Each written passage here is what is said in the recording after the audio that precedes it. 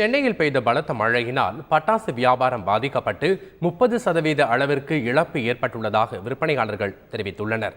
பட்டாசு விற்பனைக்காக சென்னை தீவு திடலில் கடைகள் அமைக்கப்பட்டிருந்தது. அந்த பகுதியை மழையினால் தண்ணீர் சூழ்ந்துள்ளதாக அவர்கள் தெரிவித்துள்ளனர். இது வாடிக்கையாளர்கள் வருவதற்கு வசதி குறைவாக இருந்ததாகவும் அதற்கு அதிகாரிகளே காரணம் என்றும் வியாபாரிகள் குற்றம் சாட்டியுள்ளனர்.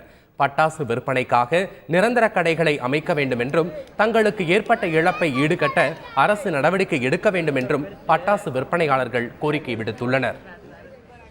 நாங்கள் எதிர்பார்த்தது வெள்ளி, சனி, ஞாயிறு, திங்கள் அந்த நேரத்தில் தான் எங்களுக்கு வியாபாரம் ரொம்ப அமோகமாக நடக்கும். இங்கே கிட்டத்தட்ட 5 லட்சம்லேருந்து 5 லட்சம் பேர் மக்கள் இங்கே வந்து வாங்கிட்டு போகிற ஆளுங்க. இந்த வாட்டி பார்த்திங்கன்னா அதில் 60% தான் வந்திருக்காங்க.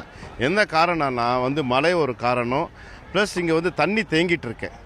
இது தனியார் எடுத்திருந்தாங்கன்னா கொஞ்சம் அந்த தண்ணி எடுக்கிறதுக்காக சில பேரை போட்டுட்டு செய்வாங்க. இது தமிழ்நாடு டூரிசம் எடுத்ததால் கொஞ்சம் மந்தமாக செயல்பட்டுருக்காங்க.